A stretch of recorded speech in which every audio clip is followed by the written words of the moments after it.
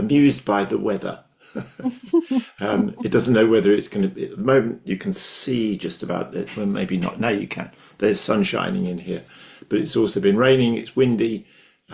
It's not cold, but it's not hot. And we're going out later today, so I'm thinking about what will I need to wear, you know, and then I'm going to probably go to the gym, and it's again, have I got to take the brolly or not, and all of those sorts of things. So there's that going on. I've been sleeping well, getting to the gym regularly, which is good. Loving the work I do. Having had a great day yesterday. I ran a listening circle. This is part of the ILA. That's one of the things I do with them as part of being part of the ILA. And it's just amazing. 7 or 8 people were there. We did the last session. What was it about? I think the question was, if you've got a listening circle, how can you ensure that what do you do when not everyone is fully present in the circle? And so we then go round and everyone offers their thoughts into the middle. So that was encouraging. And it's an hour and a half that just flies like that, like our time. Just, there's the hour's gone or whatever it is. Yes. So that's interesting. Looking forward to the weekend. So in a good space. So that's how I'm feeling. What else? There's some excitement because my daughter's pregnant, and we're about 6 weeks away from the date. So May the 6th. So I message her and she messaged me at least once or twice a day. Usually at the beginning of the day, usually at the end of the day. But she said she's gone into work today and she's only got a few more days of work to do before she's on maternity leave. And she said, and she's a real stalwart, you know, the little ones keeps her up in the night. So she said, you know, I woke up at about 3:34, didn't go back to sleep, you know, but she goes to work. She, you know, gets there for 7 o'clock. And this morning she said, I woke up feeling a bit sickly, a bit nauseous, but it just is what it is. So so excited for what's coming with that. It's a congratulations, but thank you.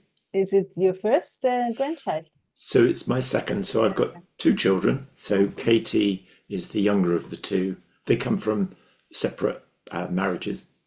And so Thomas has got a daughter of 12, Alana. But he's now going through a divorce, which is never pleasant.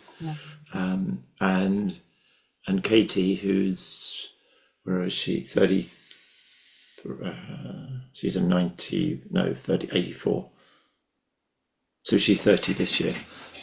If I got that right. No, 84. No, 91. So she's 33. Sorry. Thomas is 40 this year. That's it. So it's her first child. So so all good. Thank you. I see that. And you, how are you feeling today? I'm very okay. Always when I see you, I'm very okay.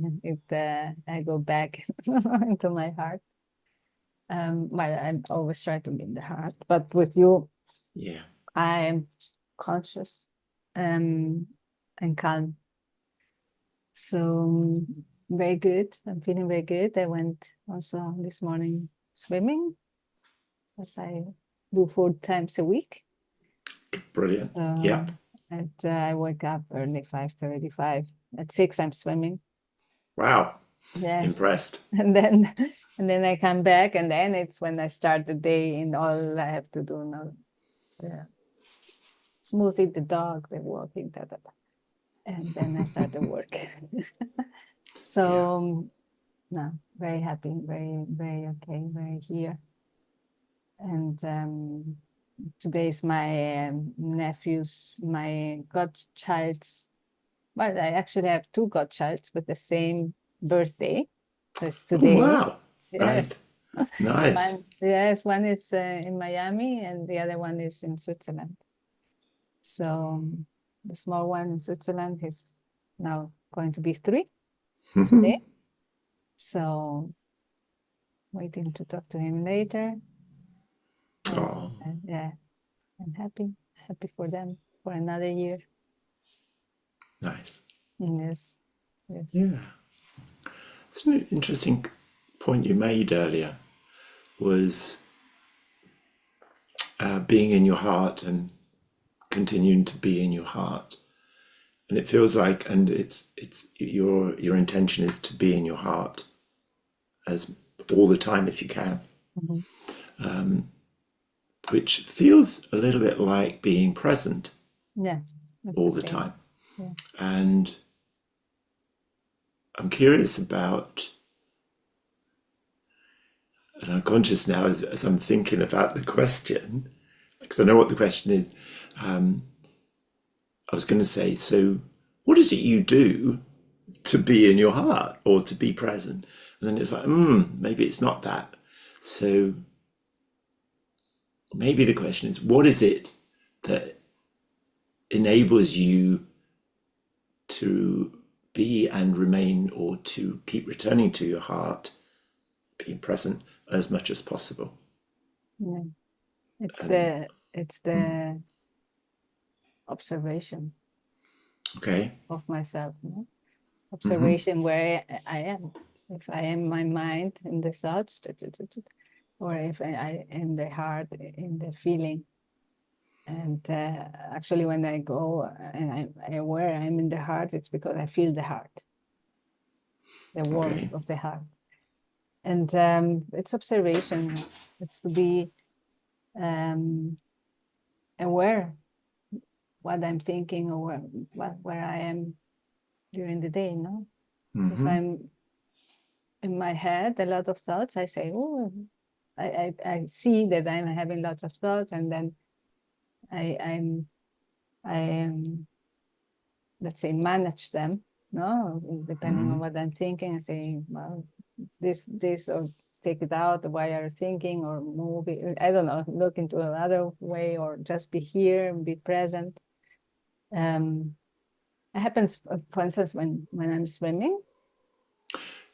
yeah, I want to be. My intention is to be present.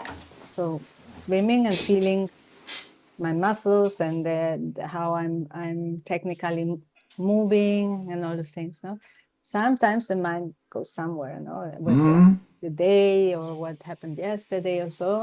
I'm there. I see.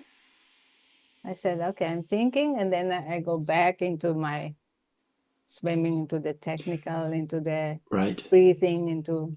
So it's the same during the day. No, it's you're listening.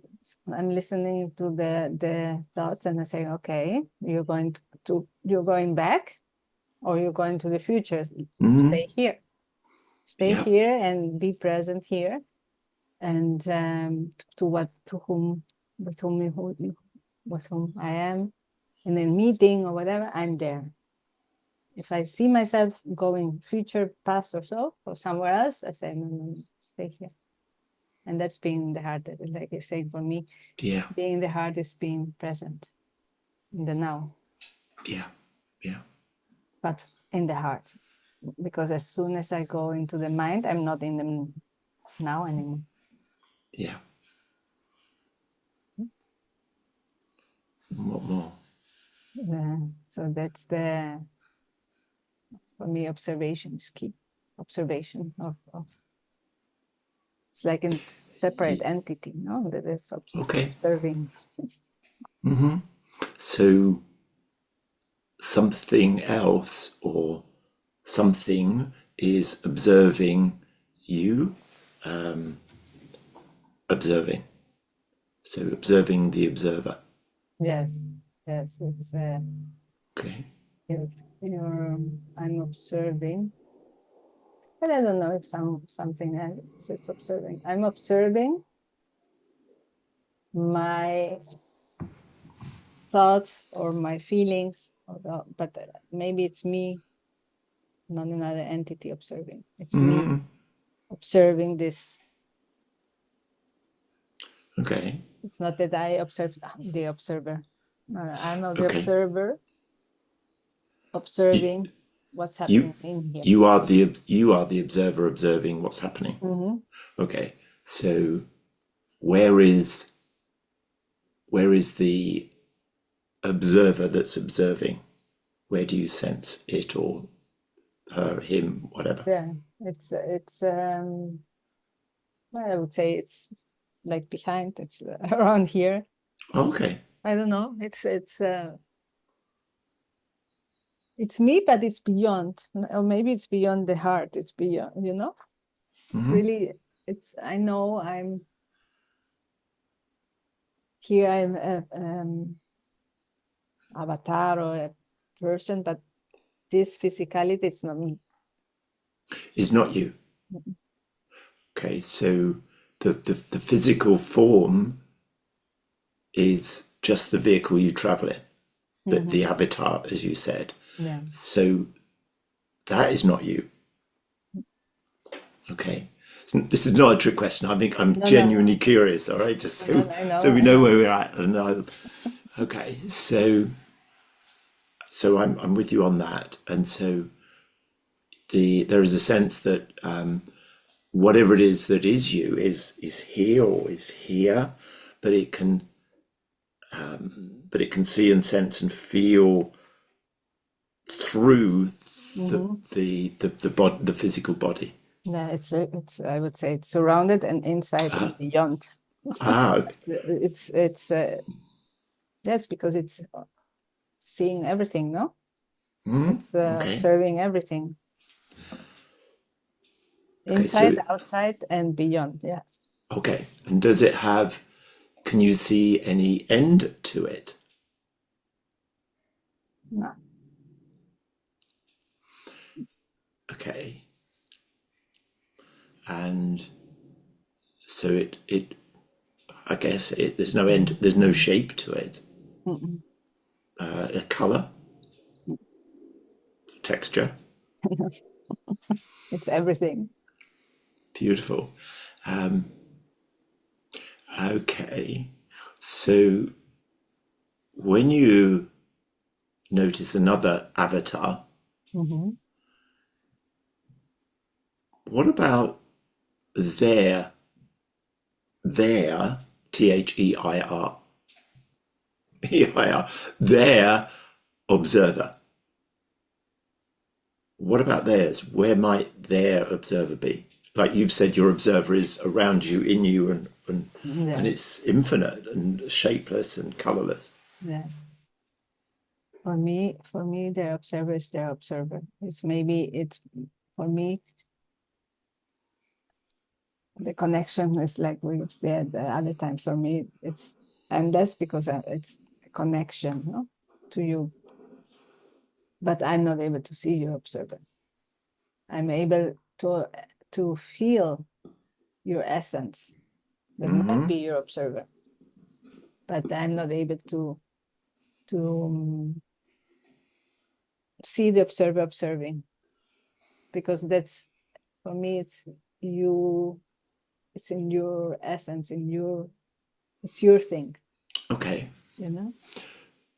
So if what you've said is true, that your observer is around you, inside you, outside of you, it's infinite, and all of those things, then, and I have the same, and everyone else has the same observer, if you like, same, we could answer the same way. Then do we have one observer or 7 billion observers? Because something doesn't now hold true. If there's 7 billion of them, then yours can't, and mine can't be infinite. Why not? They can be they can be entangled. and we don't see they're entangled in the oneness. We just don't see there's no limit to it because we are one. So my observer might be, for me, might be my higher self. But my higher self is here and in all my lives, the ones I had before, the ones I will have. It's multidimensional, which I'm not in the 3D able to see. That's why I see it infinite. I feel it infinite. Yeah.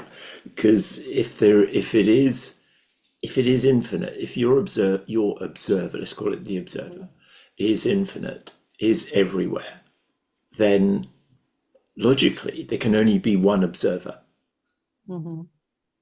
And yet there are 7 billion avatars on this planet.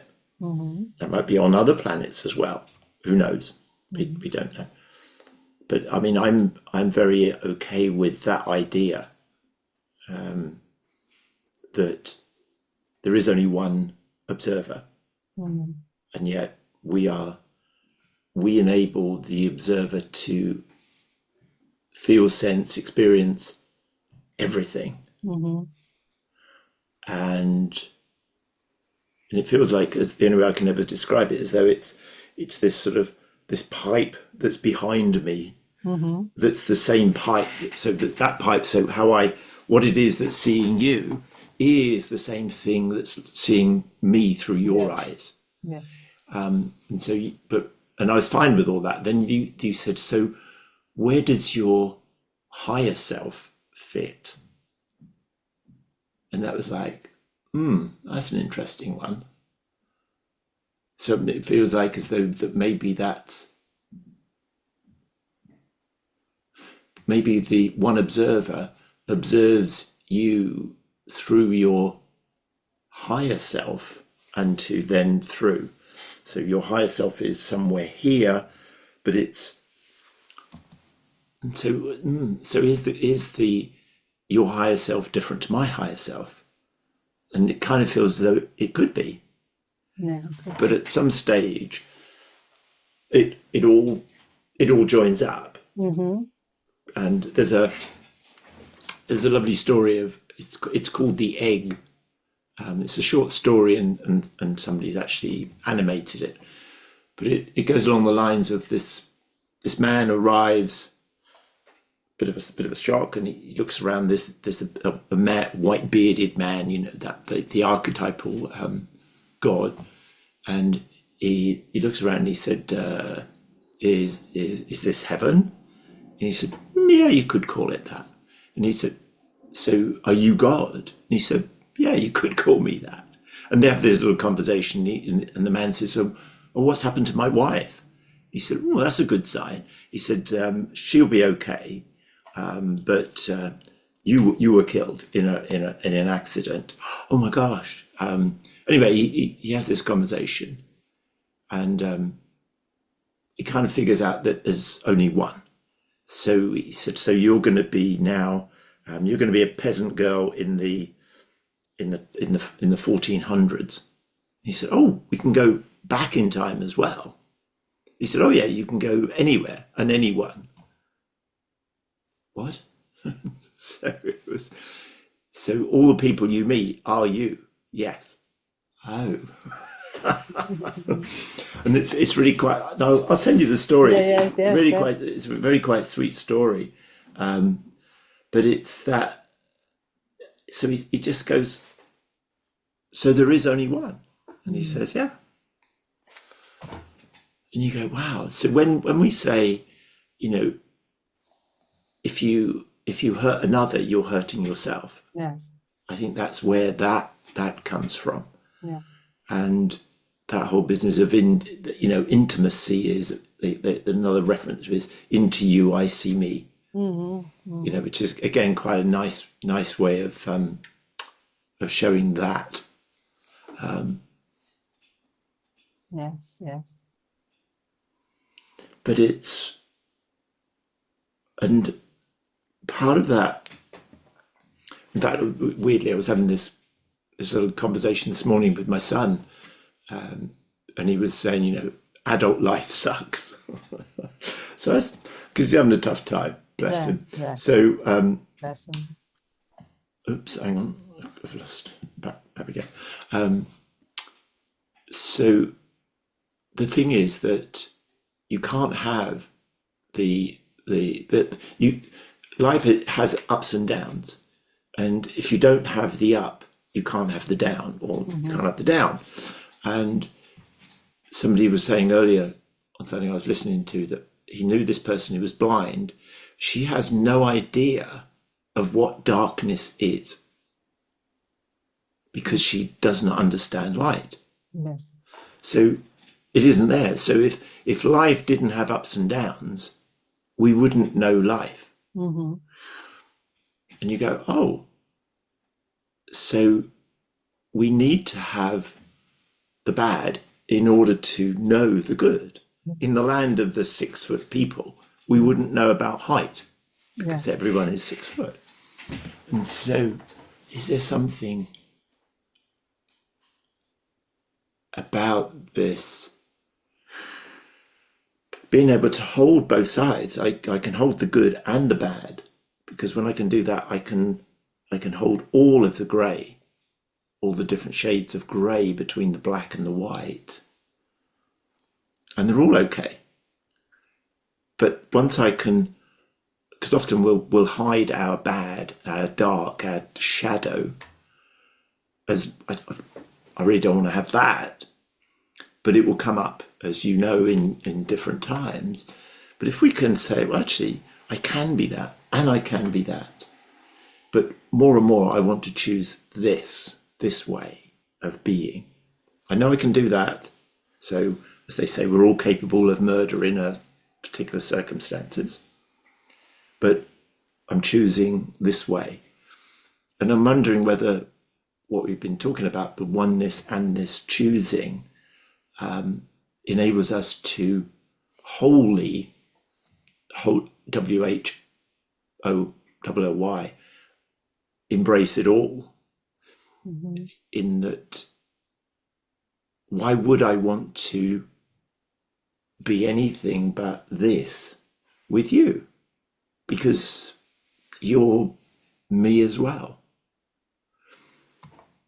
Yeah, I don't know how does that land, sound, feel, sense to you? Yeah, that's what's called duality, no? Duality, to understand, to be able to experience, no, and to know where we are. I think you and me, we choose the light more than the dark, but there are people still that have to experience the darkness, no, too. Because there are, as we've been told, no, there are souls that are younger and others are older. No, the elders have already experienced darkness and know what it is, and the younger haven't experienced anything, so they have to experience both sides. No? And I'm not saying we are old souls, but in the way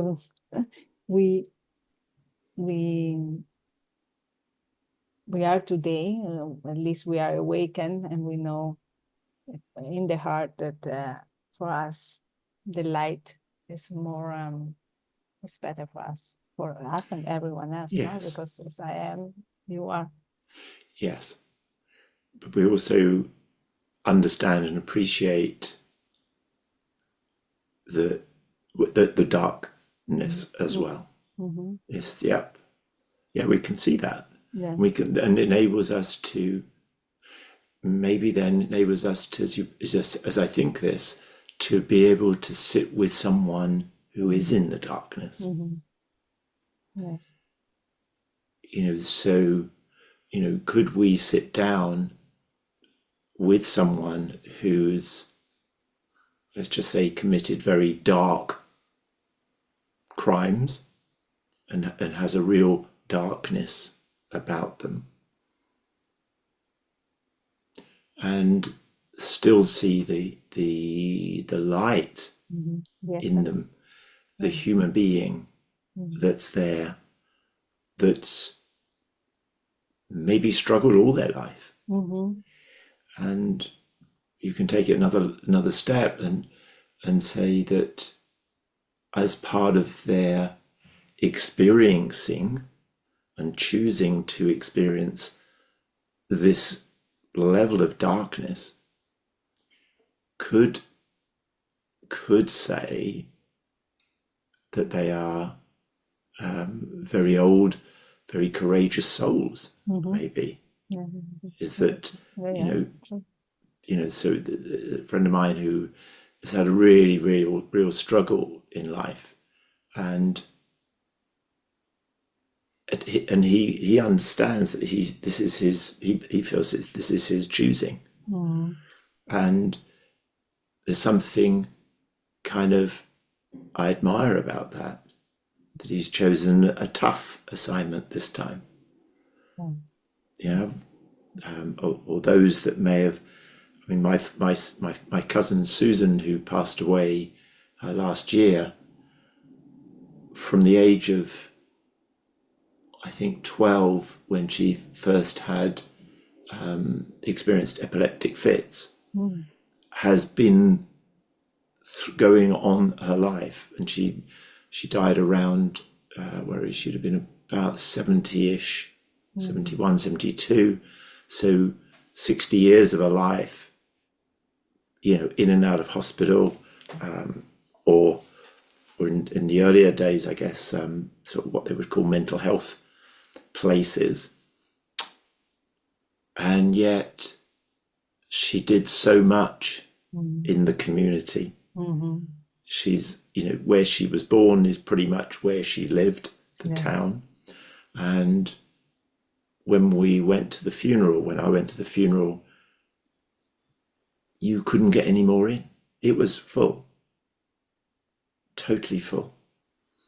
And you go, so in spite of the journey that you've been on of pain and suffering, I mean, sometimes she'd have a fit and then she'd fall.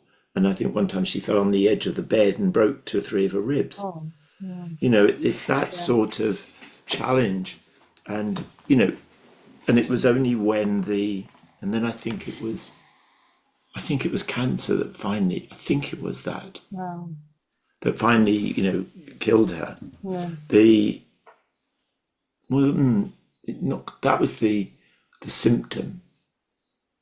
And the doctor said, Susan, there's nothing more we can do now. And her husband said to me, she just looked at him and said, that's it. I can't do any more now. I can't fight anymore. And it was not long after that I think she let go and passed. But it's you just think, wow, what a journey you've been on, and look at what you've done. It was extraordinary. And she'd even, what was so even more amazing, she'd arranged everything. She knew who was going to be there, who was going to speak, what they were going to speak about, etc. All the hymns that she wanted. She'd sorted it out. Incredible. She was very, very, a real stalwart of a lady. And I had whole, yes, a lot of admiration for her. And so then it's like, then part of the other question is, do we make choices about coming here? And I believe so. And everything, we come to grow. Also, when we have the up and downs, we know that the downs in reality are for us to grow, And the downs I've had, I've always, looking back now, I've always grown. You open perception. We've always come through. We've come through, and with another mindset, another point of view of things, another perception, a wider one. And in what you were asking before, I believe I would say I've been lucky not to go through that with someone, but I believe that someone has done bad, no, has killed people or has done bad things. I believe that there's always a way out. They could be seeing it differently at one moment in time. I don't see that you have to judge someone and stay with that judgment over the years for someone that might have done certain things. No? I believe people change, people grow. It's always their choice, no? And well, their choice, and also if they have the opportunity to feel the love or to feel something different, because many have grown in very dark places and don't know anything else, no? Yes, that's so true. So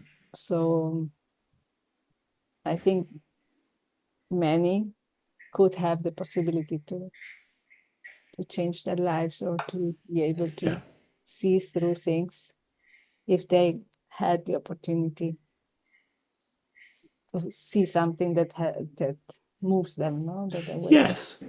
Yeah, I think that's a very good point. I'm thinking of a friend of mine, Martin, who I met when I was 10 at school. And we then went to the senior school, same school together. So we travel on the bus a lot together.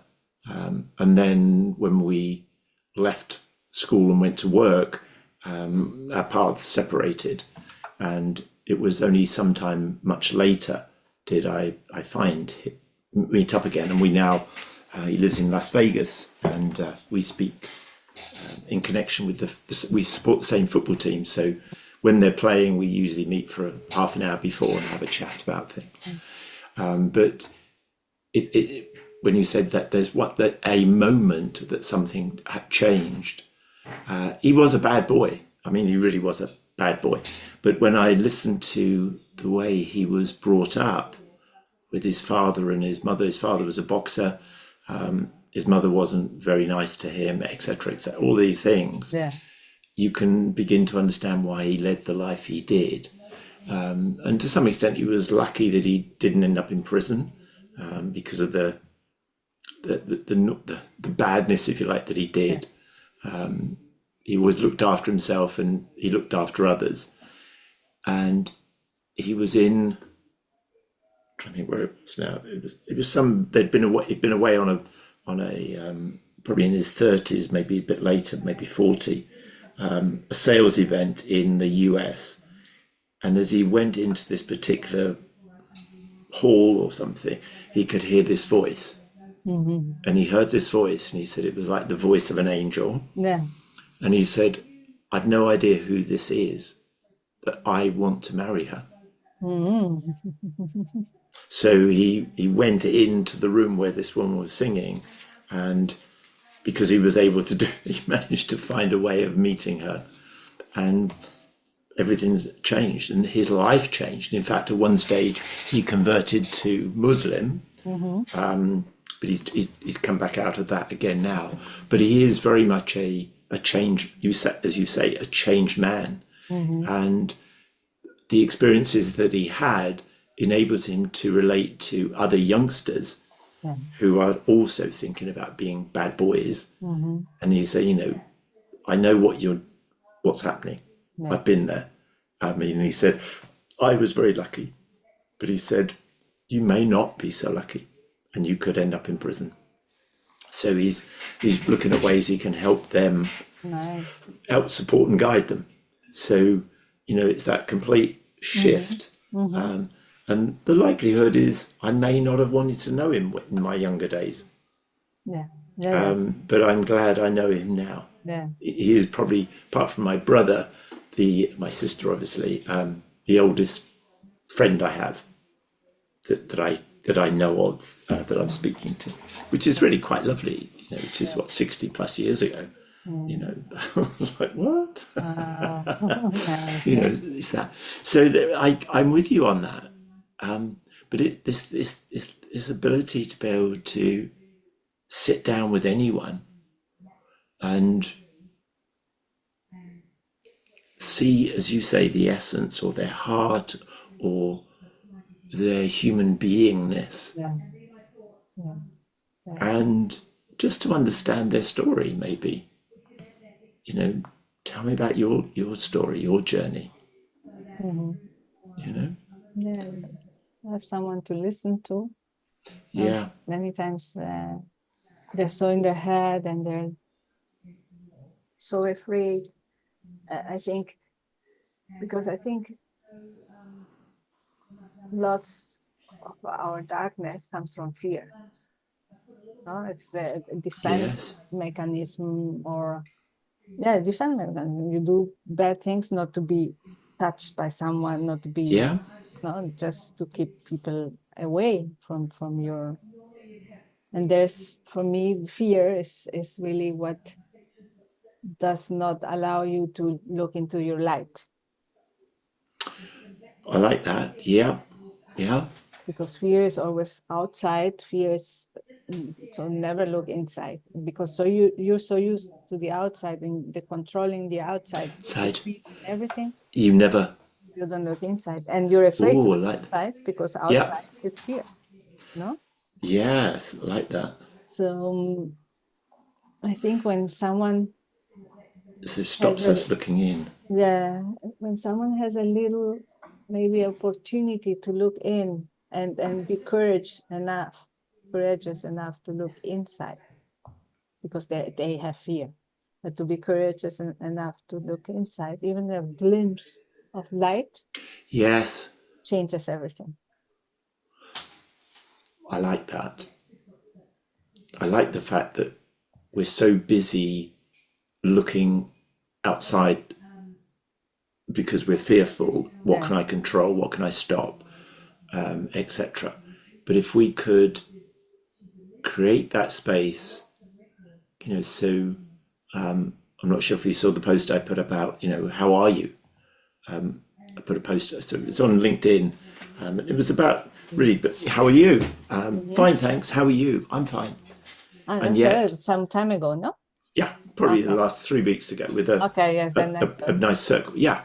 And I think I'm building on what you've said, that if you were able to sit down with them and ask them, how are you really feeling? And if they could settle enough, they go, oh, right, it's all this, and this. It's all dark. It's da da da da da da da. Okay. So is there anything, now you're sitting inside, Mhm. anything that brings a smile to your face, a little bit of joy, a little bit of, I think most people would be able to find something. I'd like to think that. Mm. And it might be, yeah, when I think about inside, I think my mum, I'm playing with it. My mum comes to mind. So tell me a bit more about your mum. Oh, she was great. She did this, she did that. And almost as they start to say it, Mhm. the whole demeanor changes. So I think there is something in what you've said, is that if we can enable them to look inside more and to start to notice the light Mhm. that's in there, then I think it's entirely possible they would find more light. Yeah. And maybe that noticing that piece of light when you bring outside, actually, I can see some light outside as well. Yes.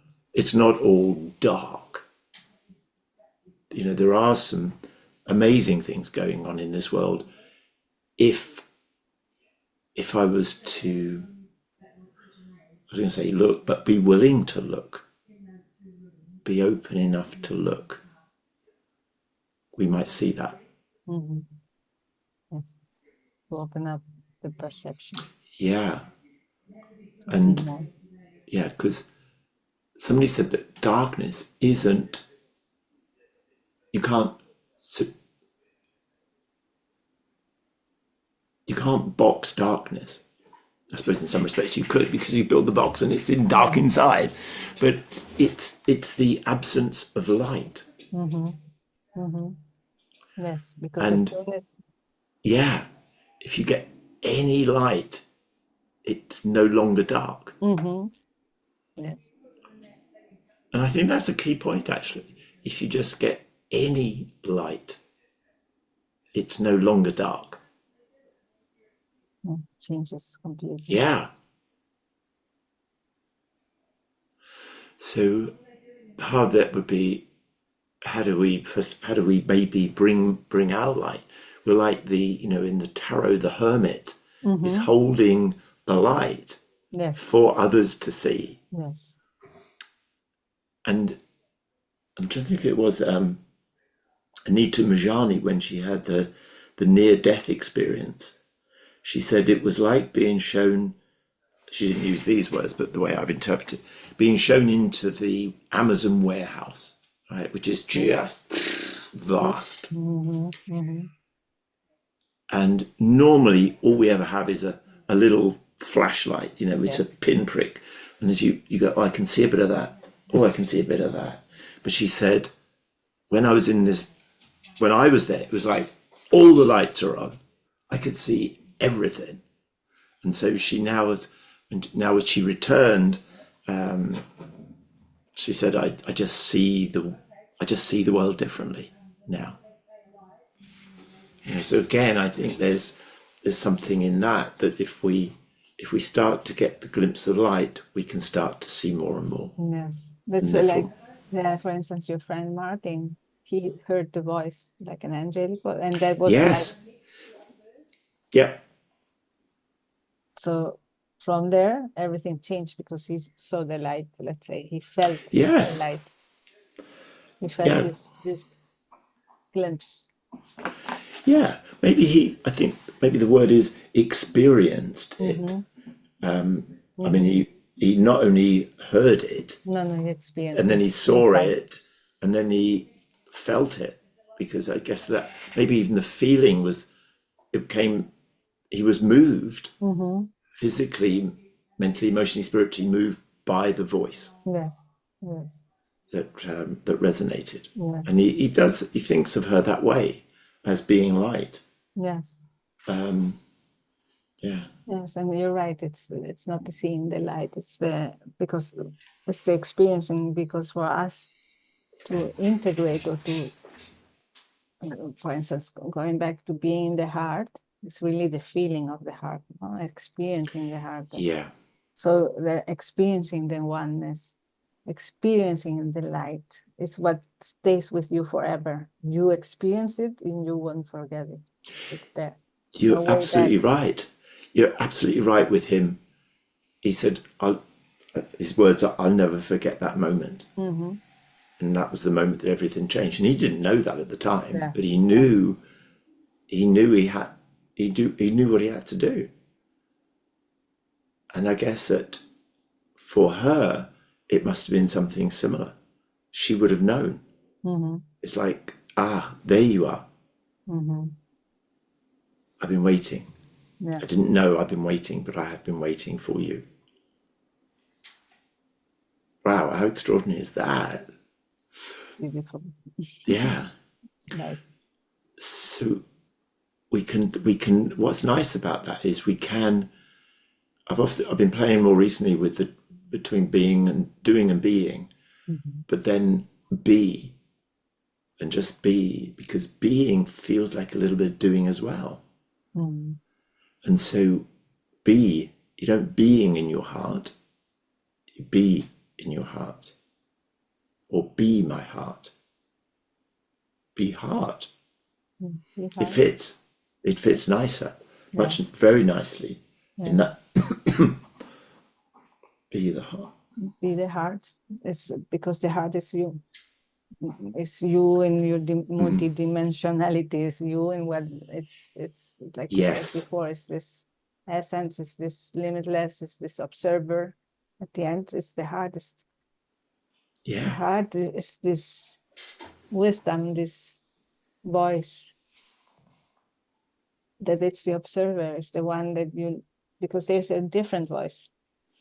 It's not the voice of the mind, it's the Yes. voice. It's the voice of wisdom. Oh, yes. So Nick Askew talks about where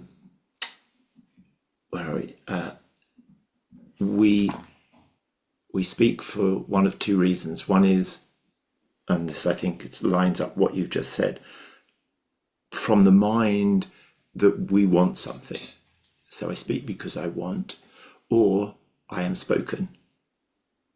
And that comes from a different place. And it listening in view of what we talked about, I think we get spoken from our heart. Yes. And it feels differently. Yeah. It's you're touched. It's Yes. yes. It's when you're, let's say, when you're asleep. When I was asleep, and one day it clicked in me. I heard the voice, the heart, and that's what brought me to have the courage to do the changes in my life, because I know that was the way to go. Yeah. But it was this wisdom, this inner voice that I heard. And I remember looking back, I remember hearing that voice, but never hearing it, more being in the mind. But Yeah. I looked back and I said, I already knew certain things. I had heard it inside, but I didn't hear it. I didn't put it back. Yeah. But when you recognize that voice of the heart, you know you always had it. You just didn't listen to it before. You didn't experience it before. Yeah. So now you think back on it, you didn't hear the words, you experienced the words. You experienced it. Yeah, I experienced. Today I experienced the voice, the words. Before I heard them, but I didn't experience them. So I didn't hear them, let's say. But looking back, I heard that voice. That was different of the mind. It was a different voice. Right. But the moment I clicked, I experienced the voice, and now I know what it is. I feel it, and it's from the heart. Right. And I know that it was always there.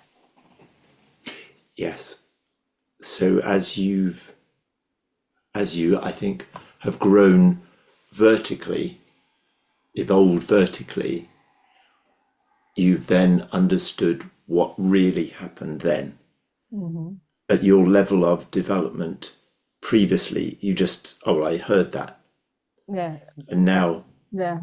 Previously, I didn't hear it. It's like it's going back in a specific point in time. I remember that I was in my mind saying certain things, but there was something telling me something else. But this I didn't hear in the moment because I was in the mind talking, But when it clicked and when I experienced the voice and I recognized this voice and it was my wisdom, and I changed my life through my heart, which is the wisdom, the inner, this voice, looking back to that point in time, I hear both. Got it. Yes. I knew that one was talking. But at that moment, you knew then, but you're wiser now, so you understand more. Yeah, I know it was there. I just didn't listen to it. So when that happened, what changed for you? When I clicked. Or, I mean, that was the starting point of the journey, I guess, that you heard the words, heard the voice, sorry. But did things change for you then, or is it as you evolved and then it clicked and then things changed? Or was it a mixture? It changed. When it clicked, it changed. Yeah. Because Right. first time I didn't hear it. I just realized I had it. Okay. You realized you'd heard it, but didn't at the time. Right. Wow. Okay. So when you clicked and you had the realization, what changed? I was able to first of all, it was me naked, let's say, listening and following this inner wisdom, this voice, for me, having the courage to change things. Okay. And having this courage to changing and hearing and following this voice, my inner wisdom, for the best for me and everyone else. In that moment is when I look back, and it's when I realized I had this wisdom already before, but I never heard it. Okay. Yes. So from that point, when I clicked, is when I started growing Yep. into who I am. Beautiful, beautiful. So was there a sense of almost a couple of things? One is sort of letting go. The other is almost like shedding the skin of like a snake, where the snake comes to a point and it's got to grow, and it can't grow in this skin. Yeah. So it has to shed the whole skin. And when you shed that skin for a period of time, the snake is very vulnerable. Yes. At that point, Yeah. until that skin forms properly around him, the new skin. Yes. And it sounds like that's a little bit like the journey that you went on, that you were naked, Yes. which is without skin, one could say, but you knew in your heart of hearts that this was the way to go. Yes. And No so doubt. there was a lot of shedding Mm-hmm. that had to go, and you know, and I knew a girl who I don't know her exact situation, and so it was likened to what you've just shared, and that she, in a space of a matter of months, she left her husband, left a well-paid job at IBM, and left the house that she was in, gathered a relatively small amount of possessions and a few books, and moved somewhere else. And I've lost contact with her now, but she was very comfortable with minimal stuff and being able to be free to move where she wanted to move. Yes. And there was a real beauty in that. Yes. Yes.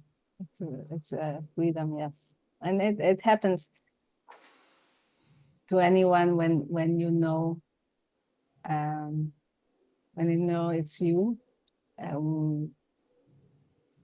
when you know you are here to grow yourself, to be who you are and create what you love. And then at that moment also it's the freedom not to be what I always say, and you can close the windows and just go anywhere, because it's the rest is material, Yeah.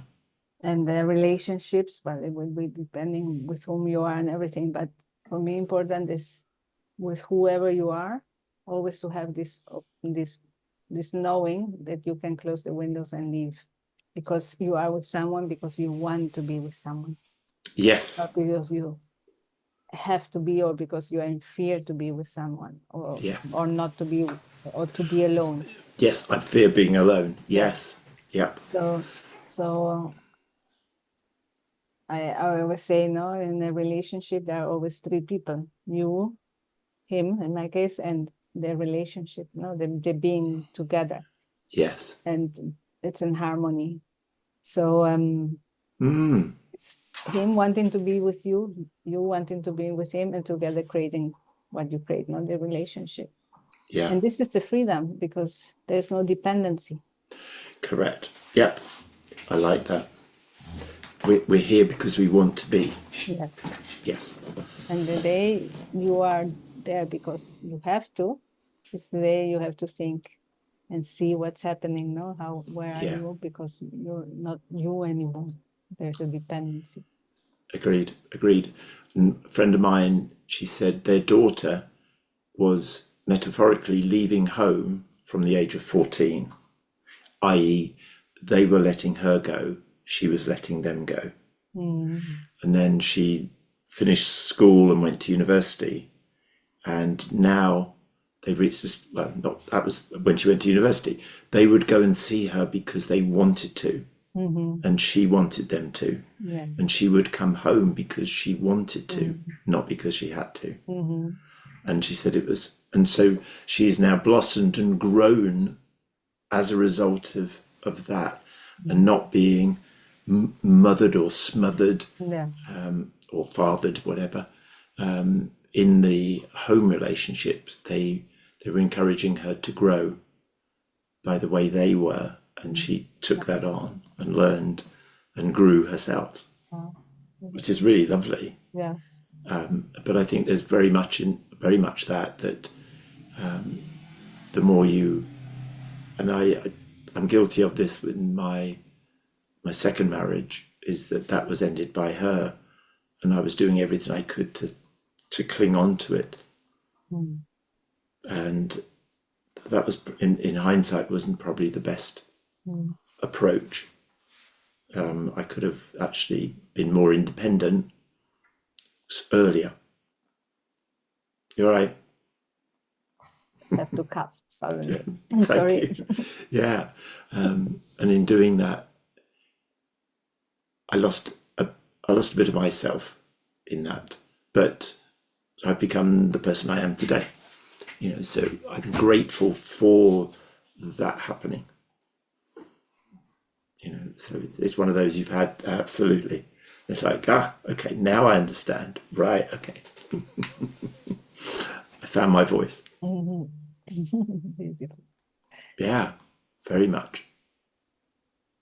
Thank you, Colin. We have to Oh yeah. continue. But